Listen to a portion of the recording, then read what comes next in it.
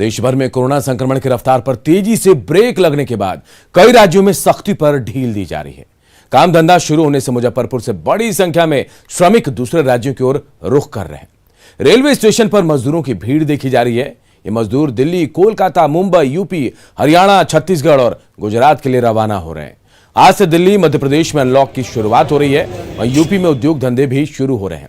मुजफ्फरपुर से जाने वाले श्रमिक कुछ महीने पहले काम धंधा बंद होने के बाद अपने घर लौट आए थे, लेकिन अब धीरे धीरे स्थिति सुधर रही है तो रोजी रोटी के लिए फिर काम की तलाश में वो बाहर जा रहे हैं।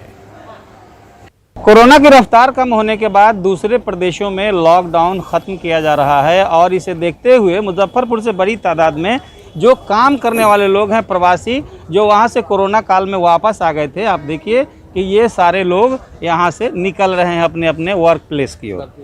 काम हम लोग उनसे जानेंगे कि ऐसा क्या हुआ कि इतनी जल्दी इन्हें लौटना पड़ा। अच्छा बताइए, अभी तो कोरोना का खतरा टला नहीं है, आप जा रहे हैं? जा रहे हैं काम करने के लिए। कहाँ? लखनऊ जा रहे हैं। लखनऊ। वहाँ क्या काम होता है? क्या काम करते हैं? कंपनी में रहते हैं। यहाँ काम नहीं? यहाँ पर काम नहीं है, काम करने जा रहे हैं। काम करने जाते हैं। यहाँ काम नहीं मिल सकते? नहीं मिला कि करना ही नहीं? नहीं, इधर नहीं करते हैं। नहीं करते। जा रहे हैं कमाने के लिए, शादी ब्याह हो गया, दे पर कर्जा है। यहाँ भी तो कमा सकते थे। तो यहाँ काम नहीं है, क्या काम करेंगे बताइए? काम नहीं है? नहीं। प्रशासन तो कहता है कि बहुत काम दे रहे हैं। बताइए, हमको दीजिए, हम करेंगे। यहाँ में कुछ कारण है, पैसा के मजबूरी से जा रहे हैं कमाने। यहाँ नहीं कमाइएगा? नहीं मिल रहा यहाँ का। कब आए थे? हो गया 1 महीना आया हुआ। 1 महीना लॉकडाउन में आए थे? हाँ, लॉकडाउन में। फिर जा रहे हैं? फिर जा रहे हैं। कोरोना के खतरे के बीच आप जा रहे हैं? खतरे में तो है ही है, क्या करें, पैसा का जरूरी है, जाना पड़ेगा ना। हाँ, हम भी जा रहे हैं सूरत, गुजरात। सूरत जी। नहीं मानिएगा? नहीं रुकिएगा? रुकेंगे कैसे? पैसा नहीं रहेगा तो आदमी क्या चीज़ खाएगा। आप देखिए कि फिर से एक बार मुजफ्फरपुर से बड़ी संख्या में पलायन शुरू हो गया है, क्योंकि प्रवासियों को काम दिलाने का जो दावा था वह दावा कहीं न कहीं गलत साबित हुआ। इन लोगों को काम नहीं मिला और रोटी के जुगाड़ में एक बार फिर से कोरोना के खतरों के बीच ये लोग पलायन कर रहे हैं। सुधीर कुमार, न्यूज़ 18, मुजफ्फरपुर। बिहार में यास तूफान तबाही मचाकर चला गया, लेकिन किसानों को पूरे साल का सदमा दे गया। 2 से 3 दिनों तक हुई भारी बारिश ने किसानों को सबसे ज्यादा तबाह किया। फसलें पूरी तरह से बर्बाद हो गई। पटना के महुली गांव में भी प्याज के किसानों को भारी नुकसान हुआ है। तैयार फसल निकालने से पहले ही बारिश ने ऐसा बर्बाद किया कि किसान अब प्याज को सड़क पर रखकर सुखा रहे हैं। लेकिन पानी खा चुके ये प्याज कितने टिकाऊ होंगे, कहना मुश्किल है।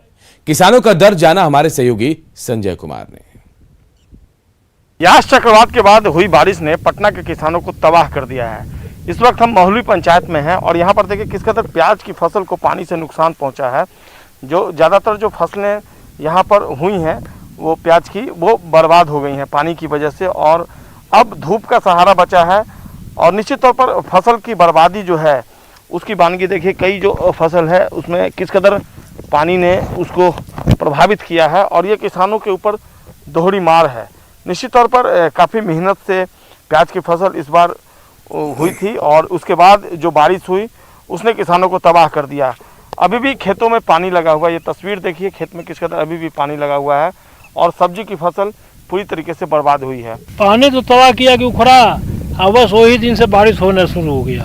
3 रोज पानी बारिश पड़ा। चौथा फसल पर क्या असर पड़ा? फसल तो बर्बादे हो गया और बाद में पानी उपछे भर दिन रह के, फिर पानी उपछे तो फिर सूखा कियारी लाए डगर पर अब कटवा रहे हैं। इसको अब संभरेगा कि न संभरेगा जो तो भगवान जाने। चाली पर रखेंगे, चुनवा के हुआ हियाँ से चल जाएगा पैकेट में कसा के, और घरे चाली पर जमीन पर रख के चून करके चाली पर फेंकाएगा और बाद में अब पंखा चलेगा 2-3 गो। अब क्या होता है जो तो भगवान जाने। कितने दिनों तक अभी आप प्याज को इस तरीके से सुखाएंगे? अभी कमू तो यहाँ से जाएगा। कितना दिन यहाँ सुखाएंगे? यहाँ से परसों जाएगा। 3 दिन तक 3 दिन तक यहाँ रहेगा और बाद में दूरज घर हूँ समझिए। निश्चित तौर पर न केवल कमलेश सिंह बल्कि कमलेश सिंह जैसे कई ऐसे किसान हैं जिनको यास चक्रवात ने इस कदर तबाह किया है कि उनकी जो रोजी रोटी थी उन पर आफत आन पड़ी है।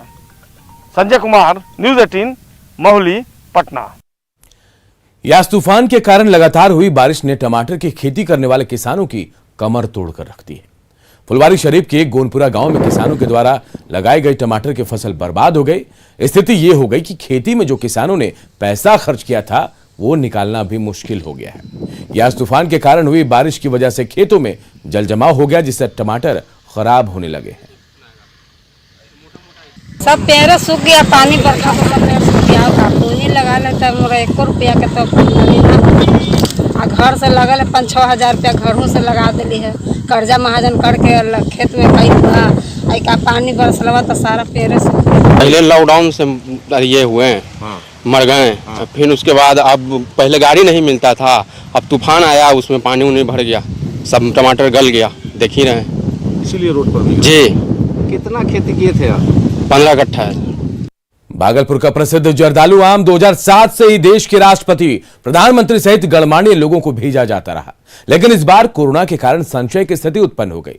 लेकिन बिहार भवन के निर्देश के बाद जिला प्रशासन और आम बागीचे के लोग तैयारी में जुट गए हैं। बाग मालिक का कहना है कि आम की कोई कमी नहीं है, सिर्फ कृषि वैज्ञानिक आम की क्वालिटी की जांच कर लेंगे, जिसके बाद आम को भेजा जाएगा। वहीं जिलाधिकारी ने बताया कि इसके लिए कमेटी गठित कर दी गई है और 10 तारीख तक 2000 पैकेट आम दिल्ली बिहार भवन भेज दिए जाएंगे।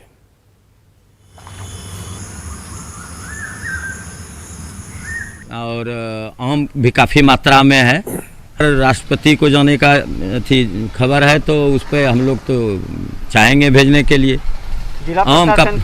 जिला प्रशासन की ओर से सूचना मिला है और आज हम लोग देख लेंगे। आम अगर देने लायक होगा, वैज्ञानिक लोग अगर प्रिस्क्राइब करेंगे तो निश्चित रूप से दिया जाएगा। बिहार भवन से हम लोगों को ऑर्डर मिला है 2000 पैकेट का, तो उसके लिए कमेटी डीडीसी की अध्यक्षता में बना दी गई है और जो जिला कृषि पदाधिकारी हैं, सहायक निदेशक उद्यान हैं और इसमें एक वैज्ञानिक भी रहते हैं, वो लोग घूम करके देखेंगे और अच्छी क्वालिटी का जो आम है उसका सेलेक्ट करके और फिर पैकेजिंग करा करके हम लोग बिहार भवन भेजते हैं।